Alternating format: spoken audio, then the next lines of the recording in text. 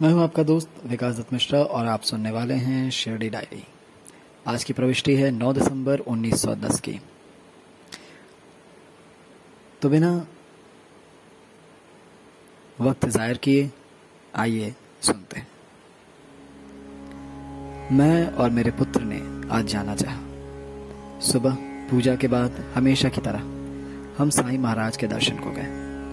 उन्होंने मेरे पुत्र से पूछा कि क्या वो जाना चाहता है और फिर बोले कि हम जा सकते हैं। हमने सोचा कि हमें जाने की आज्ञा मिल गई और हम चलने की तैयारी करने लगे। मेरे पुत्र ने सारी चीज़ें बांधी और एक गाड़ी जाने के लिए और दूसरी सामान ले जाने के लिए तैयार की। दोपहर में रवाना होने से पहले हम औपचारिक रूप से साईं महाराज से मिलने गए।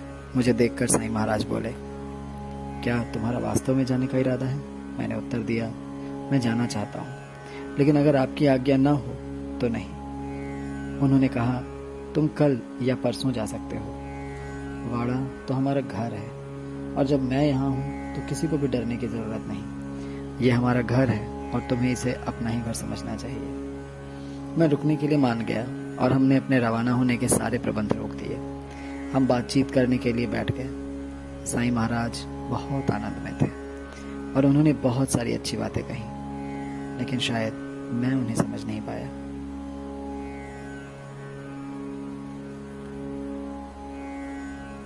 आज की प्रविष्टि है बस इतनी सी, मगर इस प्रविष्टि में हमें 3-4 चीजों के ऊपर ध्यान देना चाहिए।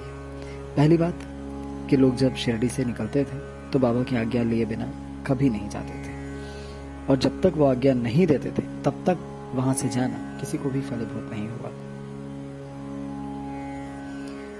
असल में जब लोग शिरडी छोड़कर जाने लगते थे तो बाबा उन्हें ऊदी देते थे। ऊदी का मतलब ही है अब जाओ।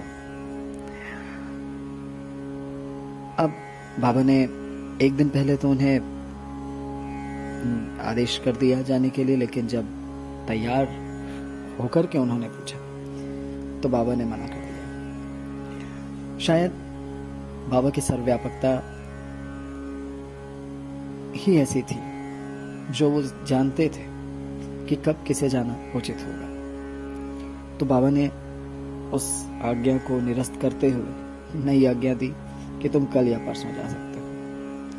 अब साठे वाड़ा की बात है। बाबा उन्हें वाड़े में रहने के लिए कहते हैं और उसके बारे में बाबा कहते हैं कि ये वाड़ा तो हमारा ही है, हमारा घर है, और जब मैं यहाँ हूं तो किसी को भी डरने की जरूरत नहीं। बाबा ने यहाँ पर जो उनकी एक पुरानी जो उक्ति है जो हम सब जानते हैं, बहुत सारी साईं बाबा की तस्वीरों में आपने देखा है, why fear when I am here. ये शायद यहीं से आया है कि बाबा ने कहा है कि जब मैं यहाँ हूं तो किसी को भी डरने की जरूरत नहीं है। और बाबा आगे कहते हैं कि ये हमारा घर है और तुम्हें इसे अपना ही घर समझना चाहिए। जो हमारी माँ का घर होता है, जो हमारे पिता का घर होता है, वही हमारा घर होता है ना। उसी तरह से बाबा ने भी कहा एक पिता की भांति। बाबा कहते थे कि जो मेरा घर है वो तुम्हारा भी घर है, जहां मैं रहता हूं वो तुम्हारा भी घर है, वो ही तुम्हारा घर है। अब जब तुम्हारे पिता संरक्षक साईं बाबा स्वयं है तो तुम्हें और किसी के भी डरने की क्या जरूरत है। तो बाबा एक पिता की भांति सबको समेट कर एक जगह पर रखते भी हैं, संरक्षण भी प्रदान करते हैं और एक सिक्योरिटी की भावना देते हैं जो कि हर मनुष्य खोजता है। वो कहता है ना, हम सबको फादर्स लैप चाहिए for the whole of the life. उसी तरह से तो बाबा ने हमेशा हर किसी को वो फादर्स लैप दिया है। फादर्स लैप यानी पिता की गोद। साईं महाराज रूपी पिता के गोद में हम सब खेलें, बढ़ें, उन्हें समझें। क्योंकि ये और एक बात है कि साईं महाराज बहुत आनंद में थे और उन्हें बहुत सारी अच्छी बातें कही, लेकिन खापरडे साहब उन्हें समझ नहीं पाए। शायद साईं बाबा की जो अवस्था थी, उस अवस्था में वो जो भी बात कहते थे कई बार इशारों में होती थी, कई बात सिर्फ इंगित मात्र होती थी। उन सब बातों को समझना कई बार भक्तों के लिए असंभव होता था। बड़ी बात यह है कि खापरडे साहब ने अपनी असमर्थता जताई है और ये भी बताया है कि साईं महाराज कितने निराले थे।